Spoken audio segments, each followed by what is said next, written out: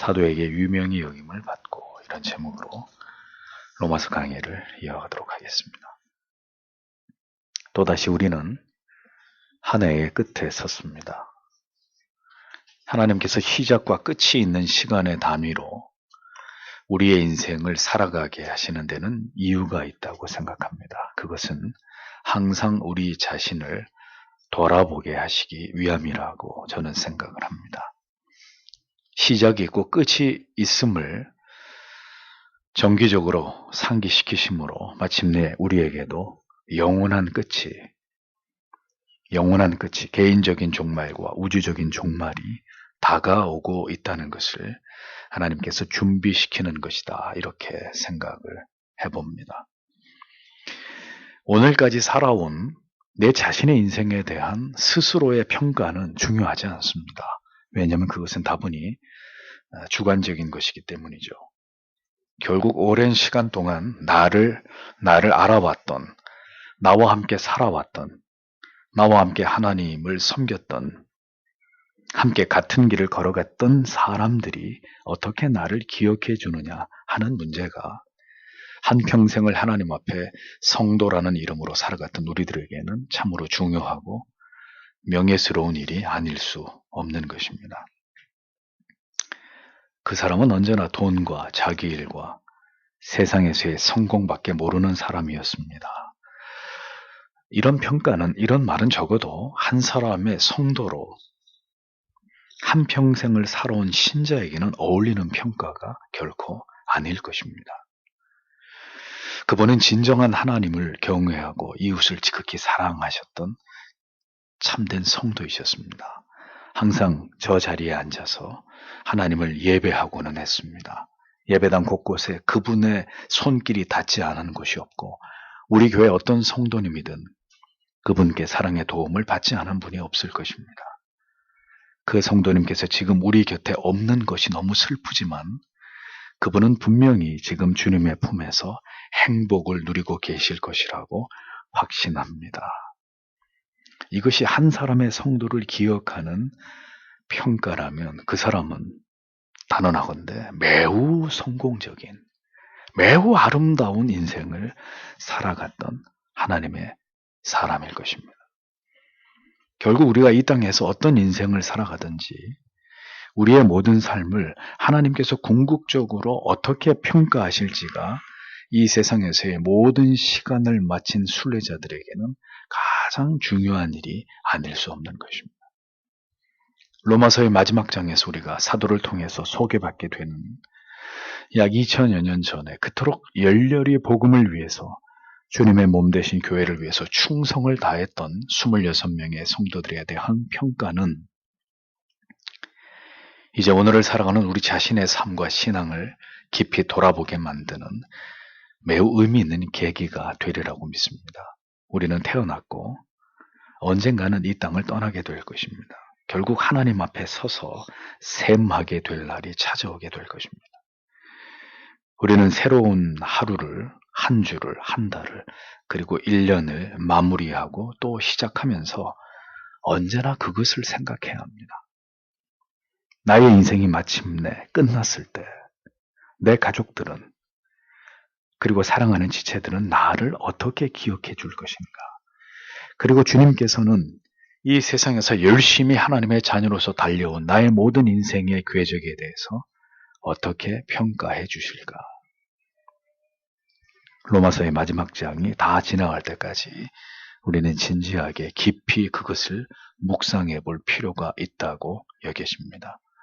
또다시 한 해를 보내면서 우리는 하나님 앞에서 믿음을 가진 하나님의 자녀로서 어떻게 살아가는 것이 진정으로 아름답게 복음을 위해서, 주를 위해서 살아가는 것인지를 깊이 묵상하면서 새로운 한 해는 더 간절하게 하나님을 기쁘시게 하는 참된 신앙의 길에 정진하고자 하는 간절한 열망이 우리의 마음속에 타올라야 하리라고 생각이 됩니다.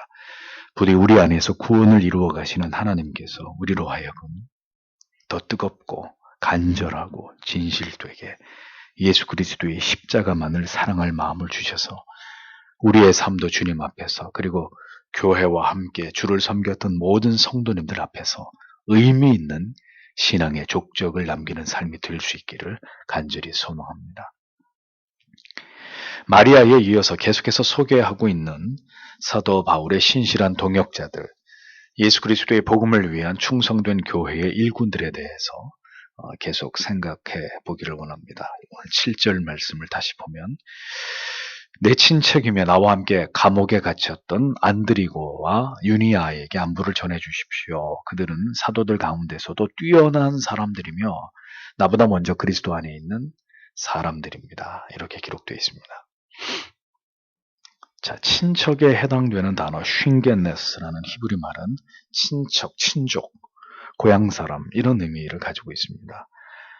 그래서 권위 있는 주석들을 참고해 보면 문자 그대로 이에 언급하는 안드로니고와 유니아가 바울 사도의 친척이었을 것이라는 주장과, 친척은 아니고 바울이 소개하는 여러 이방 출신들의 그리스도인들 중에 그들이 유대인이었기 때문에 그냥 자기의 동족이다 이런 의미로 나와 같은 동족이라는 뜻으로 그렇게 친척이라는 단어를 사용했을 것이라는, 비유적으로 친척이라는 표현을 했을 것이라는 이런 견해가 존재합니다. 그러니까 그들이 친척이었던 친척이 아니었던 그것은 그다지 중요한 문제가 아닙니다. 중요한 것은 그들이 사도와 함께 감옥에 갇혔을 정도로 매우 사도와 가깝고 돈독한 관계였다 하는 사실이 중요한 것이죠. 그러니까 브리스가와 아굴라와 버금갈 만큼 사도의 목숨을 위해서 자기들의 목이라도 내놓고자 했던, 사도를 열심히 도와서 복음을 전하는 일에 최선을 다했던 그리스도의 충성스러운 일꾼이었다라는 점은 틀림없는 사실로 보여집니다. 또 주석가들은 이 두 사람이 특별히 부부였을 가능성을 매우 강하게 제기합니다. 이 두 사람을 부부로 볼 경우 남편은 안드로니고이고 아내는 유니아였을 것이라고 추측을 합니다. 근데 교회사 속에서 뒤에 언급한 유니아를 남성으로 보았던 해석도 존재하지만 많은 주석가들은 유니아스라고 해서 여성 명사화 해가지고 유니아가 여성으로 보는 이런 견해가 더 두드러집니다. 그래서 결국 이 두 사람이 부부였을 가능성에 더 무게를 두고 있는 것이죠. 앞에 브리스가와 아굴라를 이렇게 함께 표현한 예로 보아서 그렇게 보는 해석이 가장 자연스럽다고 볼 때 사도 바울을 도왔던 또 다른 부부가 등장하고 있는 것을 볼 수 있고, 그들이 얼마나 복음 전파 사역을 귀하게 여기면서 사도와 함께 그 일을 감당하는 것을 그들의 사명으로 여겼는지를 우리가 분명히 알 수 있는 것은 이 부부가 사도와 함께 옥에까지 갇히게 되었다는 사실을 통해서 충분히 짐작을 할 수 있습니다. 주석가들은 그 두 부부가 에베소에 아마 바울과 함께 투옥이 됐을 것이다 이렇게 추정을 합니다. 복음을 위해서 자기들의 목을 내놓기까지 했던 브리스가와 아굴라와 마찬가지로 이 두 사람도 사도와 함께 옥에까지 갇히는 놀라운 복음에 대한 사랑과 바울을 돕고자 했던 열렬한 마음을 그들이 가지고 있었다는 것을 알 수 있는 것이죠. 복음 때문에, 진리 때문에 함께 옥에 갇힐 수 있는 사이, 그리고 그만큼의 복음에 대한 뜨거운 사명은 누구나가 가지고 있는 마음이 결코 아닙니다. 진정으로 예수 그리스도의 십자가를, 진리를 간절히 사랑하면서 영생에 대한 분명한 확신이 있지 않고는 그런 자리까지, 그런 길을 갈 수 없는 것이죠. 언젠가 우리가 진정으로 한 길을 가고 있고 동일한 진리의 가치를 결연히 붙들고 있다는 것을 확인할 수 있는 것은 그런 계기가 찾아올 때 우리의 믿음이 무엇을 증명하게 될지를 통해서 나타나게 될 것입니다. 언제든 어떤 상황이든 증명할 수 있는 믿음, 신앙은 그렇게 열매로 증명되는 것입니다. 믿음이 있고 없고의 여부가 그 믿음이 결연하고 견고한 믿음인지 그렇지 않은지의 그 정도가 결국 어떤 시점에서 드러나게 되고 확인될 수밖에 없게 되는 그런 일들이 일어날 것입니다. 일제치하에서 신사참배를 행하고 그것을 부끄럽게 합리화한 목회자들과 교인들, 그리고 끝까지 그것을 우상숭배로 간주해서 거부하고 옥에 갇히게 된 성도와 목회자들이 그렇게 확연히 그들의 신앙의 정체를 드러내게 되었듯이 우리가 믿는 복음을 위해서 우리는 어느 자리까지 함께 나아갈 수 있을지를 반드시 생각해 보셔야 합니다. 진리의 말씀 때문에 함께 옥에 갇힐 수 있는 믿음, 성경은 복음을 위해서 거기까지, 그 자리까지 나아갔던 성도들이 존재했다는 것을 우리에게 이토록 분명하게 소개하고 있습니다. 십자가의 복음에 붙들릴 때 우리의 삶이 어떻게 변화될 수 있는지를, 그 아름다운 증거들을 성경은 우리에게 보여주고 있는 것이죠. 핍박과 박해와 고난은 이렇게 성도 안에 있는 진정한 신앙을, 그 신앙의 야성을 깨웁니다.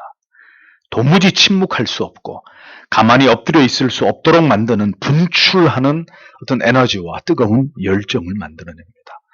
그래서 주기철, 손양원, 한상동 이런 목사님 같은 신앙의 위인들이 한국 교회에 탄생하게 된 거예요. 그 혹독한 시련 속에서도 믿음을 보이고 진정한 그리스도의 사랑을 실천하고 그리스도의 복음의 위대함을 드러냈던 하나님의 사람들이 그 시대를 집어삼킬 듯한 영적인 기세로 세상과 맞서 싸워 기어이 믿음의 위대함을 증명했던 한국 교회는 그런 역사를 가지고 있지 않습니까? 불행하게도 번영과 평화의 시대를 살았던 우리들에게는 이러한 야성이 부족합니다. 두려움을 이기는 강철 같은 믿음을 찾아보기 어렵습니다. 그러나 분명히 또다시 복음을 위해서 우리가 핍박과 박해의 현장으로 내몰리게 될 때 하나님께서는 우리에게 반드시 세상이 감당치 못할 믿음을 부어주심으로 기꺼이 복음을 위해서 우리가 있어야 할 곳에서 우리가 반드시 감당해야 할 그 일들을 감당하게 하실 것이라고 저는 믿습니다. 부디 우리에게 그런 믿음 주시기를 기도해야 될 줄 압니다. 안드로니고와 유니아에 대한 이어지는 사도의 설명을 보십시오. 저희는 사도에게 유명히 여김을 받고 또한 나보다 먼저 그리스도 안에 있는 자라, 이렇게 기록되어 있습니다. 이 두 사람의 헌신과 충성은 사도 바울처럼 사도나 복음 전도자들에게까지 자자하게 알려졌을 정도였습니다. 루터는 이 부분을 주석하면서 이 두 사람을 사도의 반열에다가 포함을 시키고 있습니다. 그러니까 사도들과 전도자들, 사역자들에게까지 알려진 충성된 초대교회의 일꾼들이 바로 이 두 사람이었던 것이죠. 이런 성경의 기록은 그들이 얼마나 열심을 다해서 복음을 위해서, 교회를 위해서 힘쓰고 수고했는지를 보여주는 중요한 증거들입니다. 명성은 얻고자 하는 자들에게 주어지는 것이 아닙니다. 그 명성을 등지고 부지런히 도망치면서 오직 주를 위해서만 보이지 않는 곳에서 충성을 다한 자들에게 주어지는 합당한 영광입니다. 결국 이렇게 알려지게 되는 거예요. 주를 위한 진정한 사랑과 수고와 헌신은 모든 사람들의 마음속에 깊은 감동과 교훈으로 회자되고 기억되기 마련입니다. 아무리 감추고 숨기려고 해도 드러나게 되어 있는 거죠. 세상에서는 무명한 자 같으나 하나님의 나라에서는, 교회에서는 유명한 자로 그렇게 영적인 명예를 얻게 되는 것입니다. 왜? 그가 주를 위해, 십자가를 위해, 복음을 위해 충성을 다하는 사람이었기 때문에. 명예를 사랑했기 때문이 아니라 그토록 그리스도의 몸이신 교회와 성도들을 뜨겁게 사랑하고 섬겼기 때문입니다. 유명히 여김을 받게 된 것은 그 모든 아름다운 헌신과 수고의 결과물인 거죠. 열매인 것입니다. 칼빈이 그토록 하나님을, 성경의 진리를 사랑하지 않았다면, 그래서 교황주의자들과 치열하게 싸우는 그런 삶을 살지 않았다면 오늘까지 그의 영향력이 이토록 클 수 없었을 것입니다. 뜨겁고 간절하고 열렬히 주의 교회와 지체들을 사랑할 때, 복음을 위한 모든 수고와 노력을 인생 속에서 담아낼 때 그는 하나님의 나라에서 유명한 자가 되는 것입니다. 한평생의 그의 삶을 의미 있고 복된 삶으로 그가 그렇게 하나님 앞에서 지체들 앞에서 살아간 아름다운 그리스도의 사람으로 인정되는 것입니다. 그런 삶을 성도는 지향하고 소망해야 합니다. 성도 여러분, 한 해도 무엇을 위해서, 어떤 목표를 위해서 달려온 삶이었는지를 깊이 돌아보십시오. 오늘 우리에 대한 평가는, 우리의 1년의 시간에 대한 하나님의 평가는 그럼 과연 무엇일지를 한 번쯤은 생각해 보시고 넘어가야 될 것이라고 생각됩니다. 우리가 살아온 시간이 하나님께서 우리에게 원하시는 삶의 모습에 얼마나 부합하고 일치했는지를 우리는 생각해 봐야 합니다. 하나님 앞에서 유명한 삶을 살다 간 자들이 오늘 우리에게 무엇을 교훈하고 있는지를 깊이 묵상하면서 우리가 이 한 해를 마무리하는 은혜가 있기를 원합니다. 안드로니고와 유니아는 심지어 사도 바울보다도 먼저 회심을 한 성도들이었으며 바울 사도가 사도로 활동하기 이전부터 이미 그들은 전도자들로 사역을 감당해왔던 자들이라는 것을 알 수 있습니다. 사도가 왜 이 두 부부를 각별하고 친밀하게 여기는지를 우리는 충분히 짐작할 수 있는 것이죠.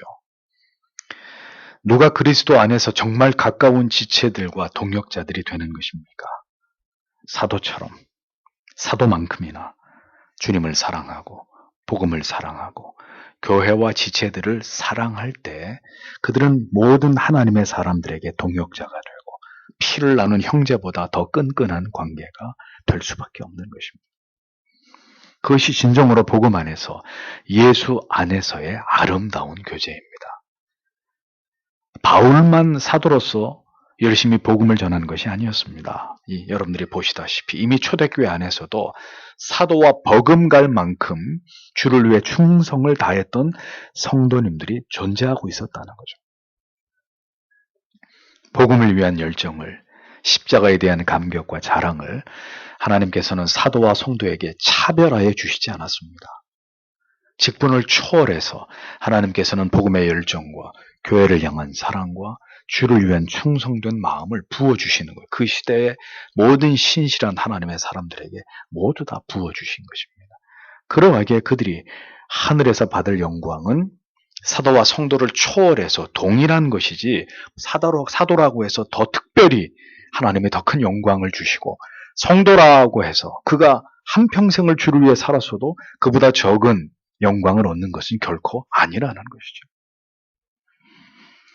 로마서의 마지막 장에 이렇게 그들의 이름이 거명되지 않았더라면 아마도 그들은 이름도 없이 빛도 없이 그렇게 그 힘겨운 핍박과 박해의 시대를 살아가면서 복음을 위해서 교회와 성도들을 위해서 아름다운 수고를 감당하고 모두 역사의 뒤안길로 조용히 사라져 갔을 것입니다. 다행히 성경에서 그들의 이름이 거명되고 있고 그렇게 하늘에 반짝이는 별들처럼 그들이 주의 나라와 교회를 위해 충성을 다했다는 기록이 남겨져 있는 것을 통해서 우리도 동일한 소망을 갖게 하고 있는 이런 하나님의 말씀들을 우리가 오늘 보게 되는 것이죠. 다음으로 사도가 안부를 전하라고 소개하는 사람이 누구냐? 8절에 또 내가 주님 안에서 사랑하는 암블리아에게 안부를 전해 주십시오. 이렇게 적고 있습니다. 암블리아에 대해서는 자세하게 성경에 기록된 것이 없습니다. 다만 그 이름이 당시 로마의 귀족들이나 왕족 중에 자주 발견되었고 당대 로마 귀족들의 비문에 이 이름이 자주 발견되었다는 사실만 알 수 있습니다. 이를 근거로 일부 신학자들은 암블리아가 로마의 귀족 신분일 수 있다고 주장을 합니다. 그런데 그가 노예일 가능성도 배제할 수는 없습니다. 왜냐하면 그 이름이 카타콤의 묘지에서도 종종 비슷한 이름들이 발견됐기 때문입니다. 그런데 이제 노예들의 경우는 주인의 이름을 차용해서 사용하는 일들이 빈번했기 때문에 그가 노예의 신분이었을 것이다. 왕족에게도 그 이름이 있지만 노예에도 그 이름이 있다는 것은 주인의 이름을 차용한 노예의 신분이었을 것이다 라는 주장도 전혀 설득력이 없는 것은 아닙니다. 그런데 그가 뭐 귀족이든 왕족이든 혹은 노예 출신이든 그것이 중요한 것이 아니라 사도는 그를 주 안에서 내 사랑하는 이라고 표현함으로써 그에게 깊은 애정을 가지고 있음을 드러내고 있다는 점입니다. 여기서 사랑하는 이라고 번역된 헬라어 아가페토스는 예수 그리스도의 그 백성들을 향하신 사랑을 의미합니다. 그냥 사랑이 아니에요. 아가페라는 단어가 들어갔잖아요. 자기 백성을 향하신 그리스도의 충만하신 일방적인 사랑을 의미한다는 거죠. 그러니까 바울의 사랑은 모두 예수 그리스도로 말미암아 그리스도 안에서 매우 강한 유대와 그리스도께로부터 그가 받은 사랑을 통해서 형성된 사랑이라는 것을 알 수 있습니다. 인간적인 사랑이 아니라 예수 그리스도의 그 크신 사랑으로 인해서 사도 안에 만들어진 지체를 깊이 사랑하는 마음으로 사도는 모든 성도들과 동역자들을 사랑하고 있었던 것을 우리는 깨닫게 됩니다. 성도 여러분, 사람의 사랑은 이해 득실을 따지는 사랑입니다. 인간의 사랑은 이기적인 사랑입니다. 자기가 행한 것에 대해서 돌아오는 것이 없으면 마음이 상하고 실망하는 사랑이고 언제든지 그래서 배신할 수 있는 사랑입니다. 그렇게 자기밖에 모르는 사랑이 인간의 사랑입니다. 내 감정, 내 기분에 따라서 변덕을 부리는 가변적인 사랑이 인간의 사랑입니다. 그러나 그리스도 안에서 그리스도 때문에 우리 안에 생겨난 사랑은 그리스도를 닮은 사랑입니다. 그리스도처럼 나를 버리고 희생하는 사랑입니다. 아무런 대가를 바라지 않는 사랑입니다. 다 주고 못다 준 것만을 생각하는 사랑입니다. 하늘의 미랄이 되는 사랑입니다.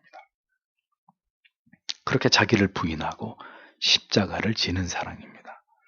사도는 그런 사랑으로 함께 복음을 위해 동역하는 모든 지체들을 사랑했다는 것이죠. 사도 바울을 비롯한 초대교회를 섬기는 모든 사역자들은 이렇게 모두 하나같이 예수 그리스도의 십자가의 사랑으로 매우 강한 유대를 형성하고 있었다는 거예요. 성도 여러분, 그리스도의 사랑으로 지체들을 사랑하십시오. 남편과 아내를, 자녀를 사랑하십시오. 그렇지 않으면 여러분이 상처를 입습니다. 실망하게 됩니다. 판단하게 되고 미워하게 됩니다. 그래서 결국 분열이 일어나고 갈등과 대립이 생겨날 수밖에 없는 것입니다. 그것은 주께서 원하시는 바가 아닙니다. 복음을 위해서, 사도를 위해서 목숨을 내놓는 성도들, 그리고 사도와 함께 옥에 갇힌 성도들, 그들 안에 진실로 예수 그리스도의 사랑이 풍성하게 자리 잡고 있었다는 것을 우리는 기억해야 합니다. 그것은 인간적인 의리가 아니에요. 인간적인 우정이 아닙니다.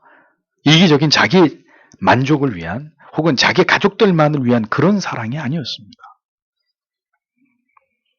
우리에게 필요한 것은 그리스도께서 우리를 사랑하신 그 사랑입니다. 그러므로 그 사랑을 우리가 온전히 누리고 맛보는 것이 언제나 우리에게 가장 우선순위인 것이에요. 그래서 그 사랑이 우리 안에 있어야 그 사랑으로 다른 사람들을 사랑할 수 있는 거죠. 그 사랑으로 지체를 사랑할 때 하나님이 기뻐하시고 영광을 받으시는 것입니다. 우리에게도 그런 사랑이 그리스도로 말미암은 그 놀라운 사랑이 우리 안에서 경험되어지고 느껴지고 그 사랑을 함께 지체 안에서 더 풍성하게 누리게 되기를 소망합니다. 9절을 보면 그리스도 안에서 우리의 동역자인 우르바노와 내가 사랑하는 스다구에게 안부를 전해주십시오. 이렇게 기록되어 있습니다. 우르바노는 암블리아와 마찬가지로 흔한 노예의 이름이었습니다. 그러나 바울의 동역자로 불리울 만큼 그 역시 바울의 복음 사역에 있어서 매우 열심을 다해서 그를 돕고 주님의 일을 감당했던 신실한 일꾼이었습니다. 초대교회는 이렇게 당시에 극심했던 모든 사회적인 통념을 뛰어넘어서 계급이나 지위에 대한 어떤 차별도 존재하지 않았다는 것을 알 수 있습니다. 이것이 하나님께서 통치하시는 나라이고 하나님이 바라시는 세상의 모습인 것이죠. 어디에서도 찾아볼 수 없는 어떤 차별과 불평등도 존재하지 않은 그 모든 것을 뛰어넘은 한화됨을 유지해가는 서로를 사랑하고 존경하고 높이는 아름다운 공동체의 모습을 성경은 우리에게 보여주는 것입니다. 노예라 할지라도 노예 출신이라 할지라도 그가 열심히 복음을 위해 교회를 위해 성도를 위해 사도를 도우면서 충성할 때 사도는 그를 충성스러운 그리스도의 동역자로 그리스도의 일꾼으로 간주하고 있는 거죠.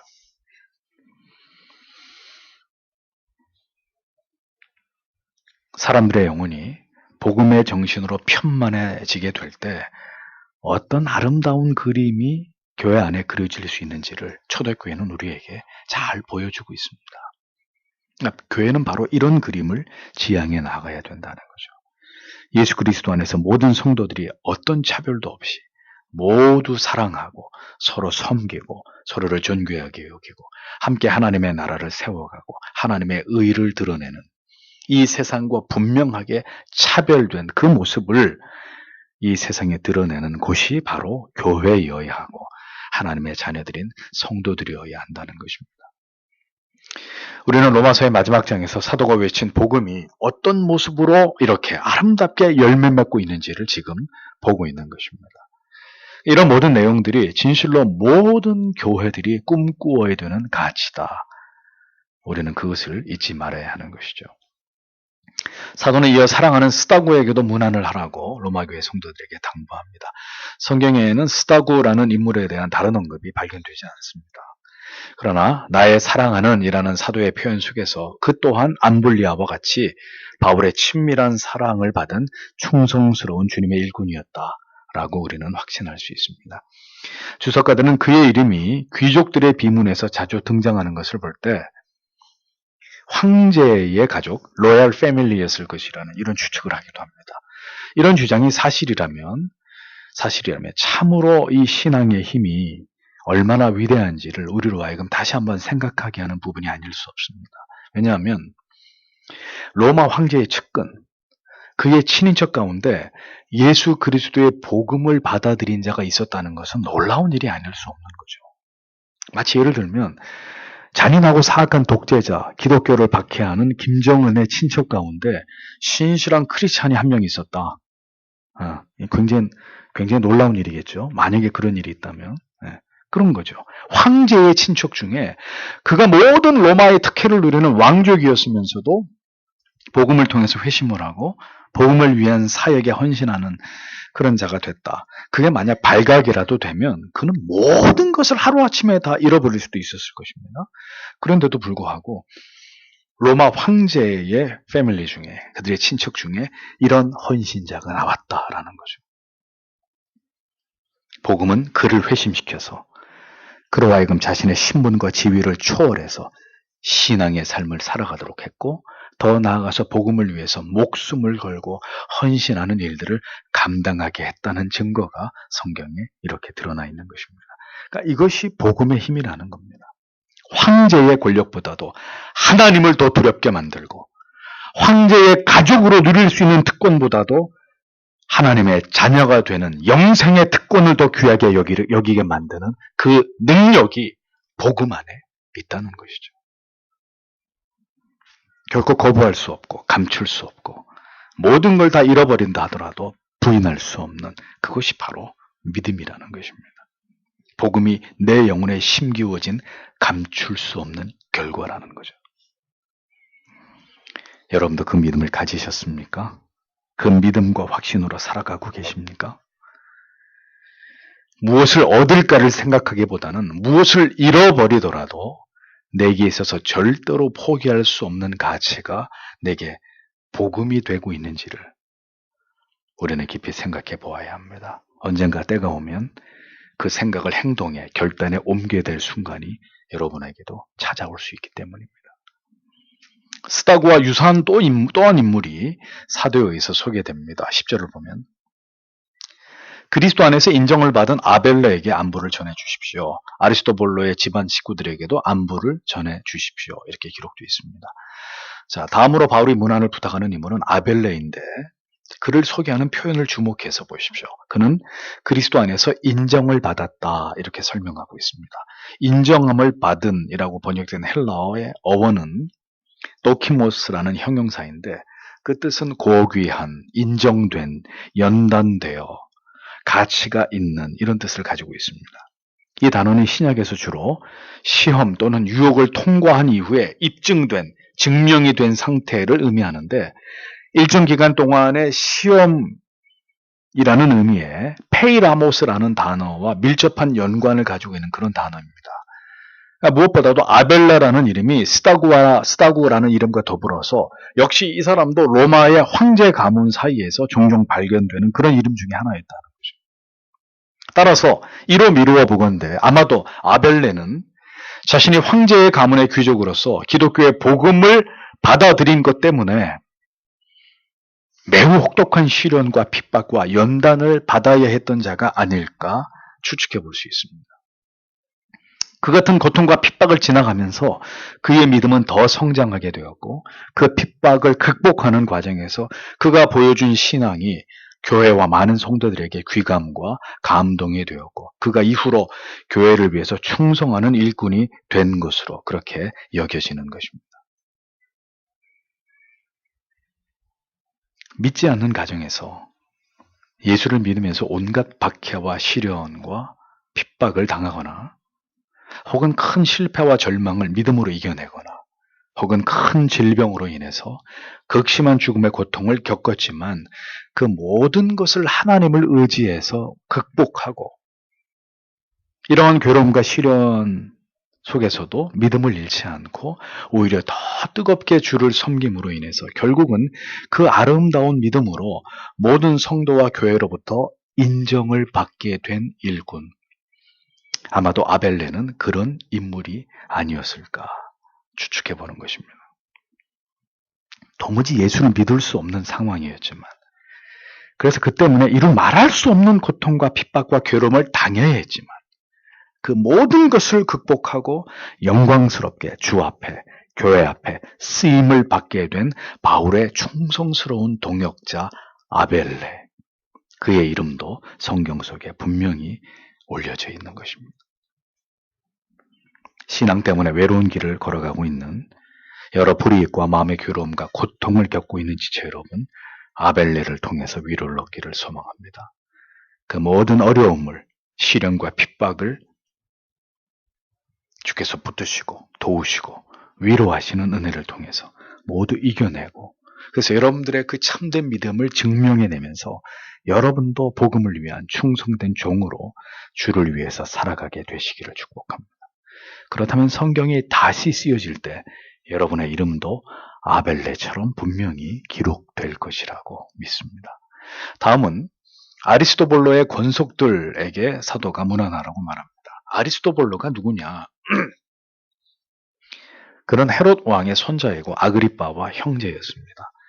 그는 로마 황제 글라우디오의 친구이고 추종자였던 권력의 실세였습니다. 그런데 그는 기독교인이 아니었습니다. 그가 죽은 후에 그의 집안 사람들은 모두 다른 황제의 집안에 귀속되어서 그들의 신분이 계승된 것으로 여겨집니다. 그런데 아리스토블로의 집안 출신의 사람들 가운데 아마도 후에 기독교인들이 된 자들이 다수 있었던 것으로 보입니다. 사도가 문안을 부탁한 자들은 바로 그 아리스토블로의 가문의 가족이든지 아니면 아리스토블로의 가문 밑에서 일하던 하속들, 노예나 일꾼들이었던 것으로 보여지는데 바울이 그들에게 문안하라고 하는 거예요. 당대의 최고의 실권자, 권력가의 집안에까지 그리스도의 복음이 침투해 들어가서 그들조차도 예수를 믿는 신자들이 된 자들이 있었다. 성경의 기록이 그것을 우리에게 보여주는 거죠. 당대 최고의 권력자의 밑에서 일하던 노예들, 그들 가족들이 예수를 믿게 됐다는 거죠.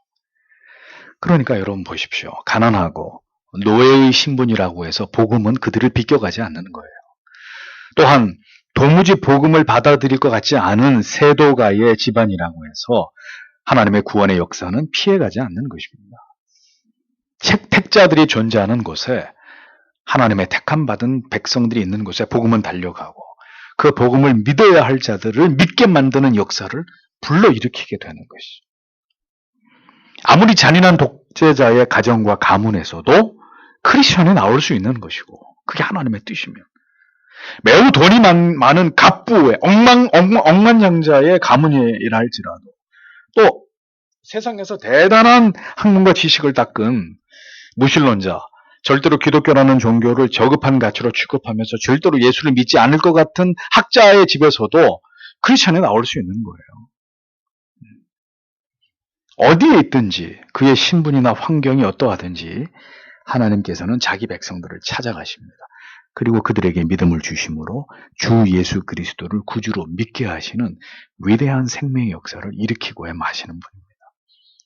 그러니까 사울 같은 악한 왕의 아들 중에 요나단 같은 착한 아들이 나오지 않았습니까? 그래서 다윗을 보호하고 지키고 그 아름다운 우정을 나눈 고결한 자가 사울의 핏줄에서 나오는 것을 우리가 보지 않습니까? 아무리 철통방어를 해보세요.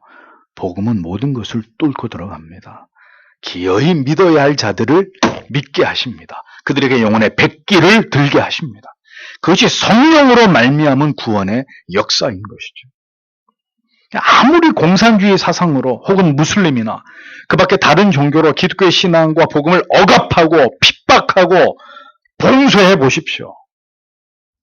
그렇다고 해서 복음이 들어가지 못하는 곳이 있느냐? 복음이 사라지느냐? 절대로 그렇지 않다는 거죠. 복음은 모든 무장을 해제시키고 아무리 철의 장막을 쳐도 그것을 뛰어넘어서 하나님의 사람들에게 찾아가게 되어 있습니다. 결국 그 진리 앞으로 나아와야 할 자들을 반드시 그 복음 앞으로 불러내고야만 하는 것이 복음의 듀나미스, 능력입니다. 그것이 오늘도 하나님께서 행하시는 일입니다. 그래서 우리는 그것을 믿어야 하는 거예요. 그러한 하나님의 역사 때문에 오늘 이 자리에 내가 이 자리에 서 있는 것 아니겠습니까? 마지막으로 11절을 보십시오. 내 친척 헤로디온에게 안부를 전해 주십시오. 주님 안에 있는 나겟수의 집안 사람들에게도 안부를 전해 주십시오. 이렇게 기록되어 있습니다. 7절에서 사도가 친척이라고 밝히고 있는 안드로니거와 유니아 외에 사도가 친척이라고 소개하는 인물이 또 거명이 됩니다. 그는 헤로디온이었습니다. 아까도 말씀드렸다시피 신척으로 번역된 헬라어가 혈연 관계를 의미하기도 하지만 가까운 동양 사람을 지칭하기도 하기 때문에 헤로디온 역시 바울의 친척이었든지 아니면 같은 유대인이었든지 그것이 중요하기보다는 헤로디온도 사도와 절친했고 열심을 다해서 그를 도왔던 출중한 일꾼이었다라는 것을 알 수 있습니다. 그리고 이어서 소개하고 있는 나기수를 우리는 주목해 볼 필요가 있습니다. 고증에 의하면 나기수는 티베리우스 클라우디우스 나르키수스라는 실존 인물이라고 밝혀졌는데 그는 로마 황제 티베리우스의 노예로 있다가 황제의 은덕으로 자유인으로 해방된 인물입니다. 황제에게 은혜를 입어가지고 자유인이 되었을 정도로 그는 권모술수와 교원 영색에 아주 뛰어난 교활한 사악한 자였습니다. 그는 황제의 은총으로 크게 부자가 되었고 권력까지 휘둘렀던 자였는데 언제나 이런 자들의 말로가 비참했듯이 그는 뒤이어 로마의 황제가 된 네로의 모친 아그리피나의 미움을 사서 그녀의 명령으로 처형을 당합니다. 그의 죽음 후에 그의 모든 재산은 다 몰수가 되었고 그의 노예들은 황제의 소유로 예속이 되었는데 그들을 일컬어서 아리스토블로의 권속처럼 나기수의 권속이다. 나르키시아니라는 헬라 말로 그렇게 그들을 불렀다는 거죠. 나기수의 권속들, 나기수의 족속들. 사악하고 교활한 나기수는 기독교인이 아니었고 처세에 능한 악한 세인이었지만 놀라운 것은 그런 그의 가문의 권속들 중에 일부 가족들과 노예들은 복음을 믿고 그리스도인이 되었다는 거죠. 그러니까 칼빈은 이 구절을 주석하면서 하나님의 은혜가 온갖 종류의 죄로 들끓던 나기수의 집에까지 임한 것은 의미가 깊은 일이고 놀랍고 대단히 경이로운 일이다. 이렇게 카멘트를 했습니다. 그러니까 앞에 아리스토블로의 경우도 그러했지만 천하의 악당의 집에도 그 가문과 자손 중에 하나님을 경외하는 신실한 믿음의 자녀들이 나올 수 있는 것이라는 거죠. 반대로 하나님을 경외하고 지극히 하나님을 사랑했던 사람의 가문에서도 하나님을 버리고 불신앙의 늪에 헤어나오지 못하면서 온갖 죄를 범하며 살아가는 악인이 나올 수도 있는 것입니다.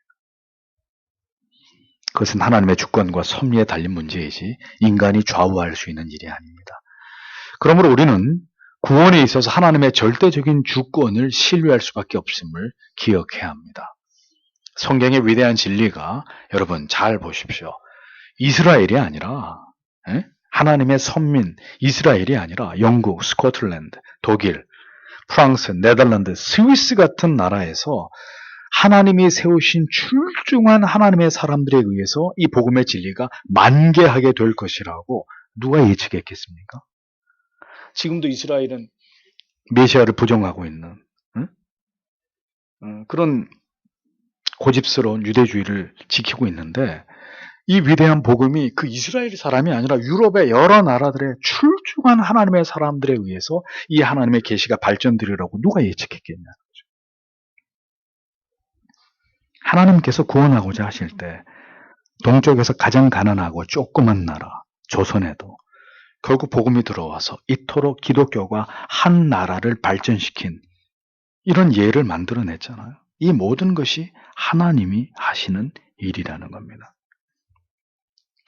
저희 집처럼 몇 대째 예수를 믿는 가정도 있지만 조상 대대로 우상을 숭배하고 불교나 다른 종교를 믿어가지고 도저히 기독교의 복음을 믿을 이유가 없어 보이는 그런 분들에게도 복음이 전해져서 유일하게 그 가정과 가문에서 예수를 믿게 되는 이런 분들도 있단 말이죠. 다 떠나서 여러분이 오늘 제가 예수를 믿고 이 자리에 있는 것 자체가 기적이 아니면 무엇이겠습니까? 하나님이 하신 일입니다. 그래서 도무지 변화될 것 같지 않은 사람이 예수 그리스도의 사람으로 변화되는 놀라운 일들은 지금도 일어나고 있는 거예요. 목사의 아들 가운데 공산주의 사상을 만든 사람이 나오기도 하지만 반대로 무당의 딸이 예수를 믿고 중의 아들이 목사가 되는 일도 일어나는 것입니다. 그것이 하나님이 행하시는 놀라운 일들이라는 것을 우리는 잊지 말아야 하는 것이죠. 하나님이 하시는 것입니다.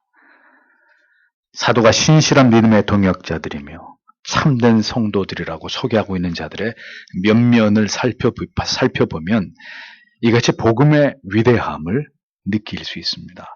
하나님이 행하시는 위대한 구속의 역사들이 그 시대 속에서 어떻게 주도 면밀하게 펼쳐지고 이루어졌는지를 알 수 있습니다. 복음의 진리는 이렇게 신분과 계급을 초월해서 어떤 상황과 환경을 뛰어넘어서 복음을 믿어 영생에 이르게 될 하나님의 백성들에게 찾아가고 그들을 그 불신의 늪에서 죄에서 건져내서 하나님의 백성 되게 하는 능력이 있다는 것을 우리에게 확인시키고 있습니다. 모든 것이 하나님의 은혜입니다. 그렇게 부름받아 하나님의 자녀가 되게 하신 그 모든 것이 하나님의 무한하신 사랑이고 섭리이고 축복입니다. 우리가 예수를 믿게 된 것이 우리의 공로 때문입니까? 그것이 아님을 안다면 누구도 우리가 판단하거나 그의 믿음 있고 없음을 평가해서는 안 됩니다. 다만 오늘도 하나님의 은혜가 우리 구주 예수 그리스도를 통한 십자가를 경험하는 은총이 그 영혼에 임하게 되기를 간절히 기도해 주어야 하는 것이죠. 복음이 그들에게 임하고 이제 그들이 무엇을 위해서 이 세상에서 살아가야 하는지를 성령께서 깨닫게 해 주셨을 때 그들은 모두 인종과 신분과 어떤 제약과 박해의 환경을 뛰어넘어서 예수 그리스도를 위해서 복음을 위해서 그리고 하나님의 신실한 종 사도와 함께 하나님이 그들에게 바라고 원하시는 삶을 그들은 힘있게 살아냈습니다. 성경에 기록되지 않은 더 많은 충성스러운 복음의 일꾼들을 유구한 교회의 역사는 그들의 이름을 품고 여기까지 흘러왔습니다. 이제 이 복음은 우리 앞에 멈추어 서서 오늘도 이 진리를 보고 듣고 있는 우리에게 질문하고 있습니다. 그대는 그대가 받은 시대 속에서 어떤 신앙의 모습으로 하나님을 섬길 것인지, 어떤 복음을 위한 열정으로 이 진리를 전하고 지키고 그리고 지체들과 교회를 위해서 충성을 다할 것인지를 우리의 마음으로 답하기를 요청하고 있습니다. 바야흐로 이제 기독교는 또다시 시대의 정신과 더불어 진검승부를 펼쳐야 되는 시간으로 다가가고 있습니다. 진리 전쟁이 일어날 수밖에 없는 때가 시시각각으로 다가오고 있습니다. 상황에 따라서 교회와 성도가 또다시 불이익과 박해와 핍박의 현장으로 내몰리게 되는 때를 맞이할 수도 있을 것입니다. 그것이 내년이 될지 내후년이 될지 누구도 알 수 없는 것. 다른 시대에 태어나서 교회를 위해, 지체들을 위해 온몸을 불태우면서 그렇게 성도라는 이름으로 살았던 자들을 여러분 깊이 들여다보십시오. 분명 그들에게도 생업이 있었을 것이고 사랑하는 가족들이 존재했을 것입니다. 그럼에도 그들은 성도라는 이름으로 그렇게 어두운 시대를 불꽃처럼 살아갔던 그리스도의 사람들이었습니다. 그들은 복음의 사람들이었고 사명의 사람들이었습니다. 사도의 신실한 동역자들이었습니다. 그들은 그리스도의 종들이었습니다. 그렇다면 오늘 우리도 그들의 이름을 이어서 우리가 존재하는 이 시대 속에서 동일한 믿음으로 복음을 위해서, 그 참된 진리를 위해서, 그 진리가 더 강력한 힘을 발하면서 이 시대를 진동시키는 일을 위해서 사명을 감당하는 그런 하나님의 사람들이 되어야 하지 않겠습니까? 나는 할 수 없다는 변명을 주께서 원하실까요? 목사님, 저에게는 해당되지 않는 말씀입니다. 저는 아닙니다. 그런 핑계 뒤에 이 진리를 외면하고 비껴서도록 주께서 당신을 위해서 흘리신 보혈입니까? 모든 시대는 그 시대를 살아가는 성도들에게 삶으로 답해야 될 과제를 부과합니다. 우리는 그것을 사명이라고 부릅니다. 그렇다면 오늘 이 시대를 받은 우리들의 사명은 무엇입니까? 예수를 믿고 살아오던 모든 삶 속에서 저는 젊은 날에 저의 사명이 무엇인지 많이 궁금해하던 때가 있었습니다. 지금 젊은 지체들도 그런 사람들이 있을 겁니다. 그리고 나서 목사가 됐고, 목사가 되고 나서는 그 목사로서의 나의 사명은 뭐냐? 이 땅에 수많은 목사님들이 있는데 하나님의 나를 그런 목사로 세우신 뜻은 뭐냐? 그것을 알기 원했습니다. 교회를 개척할 때는 이 땅에 많고 많은 교회가 있는데 하나님이 세우시는 이 교회의 사명은 무엇인지를 생각했습니다. 이전 교회에 부임을 할 때는 하나님이 그 교회로 나를 보내시는 사명이 무엇인지를 묻고 또 물었습니다. 이제 서교 장로교회가 세워졌을 때 저의 모든 사명은 아주 매우 분명해졌고 그 사명은 더욱 뚜렷해지고 있습니다. 누군가 저에게 목사님 사명이란 무엇입니까? 라고 묻는다면 저는 주저하지 않고 대답할 수 있습니다. 그 가치를 위해서 죽을 수도 있고 나는 그 가치 때문에 사는 것입니다. 라고 대답할 수 있는 그게 사명이다. 저는 이렇게 답해 주겠습니다. 저의 사명은 성경의 바른 진리를, 바른 신학과 교리를 수호하는 것입니다. 사실 모든 시대의 그리스도인들에게 주어졌던 사명이지만 저는 더 의미 있게 이 마지막 시대 속에서 제가 받은 사명을 제 마음과 영혼에 깊이 새기고 있습니다. 이 교회는 그 사명을 위해서 하나님이 세우신 교회입니다. 여러분의 사명은 목사와 동일한 것입니까? 그 사명을 따라 살아가고 있는 그리고 살아온 삶이셨습니까?